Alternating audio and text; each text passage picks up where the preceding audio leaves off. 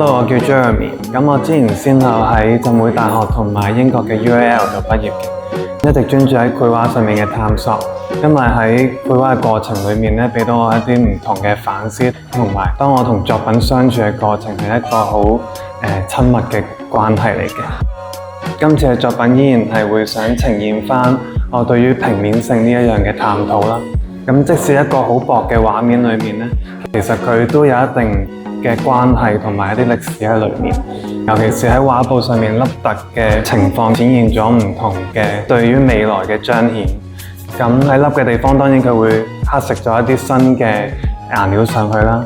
而喺凸嘅地方，其實佢會反覆被摩擦，然之後呈現咗唔同嘅一啲質感出嚟。有陣時呢啲質感未必可以完全控制得到。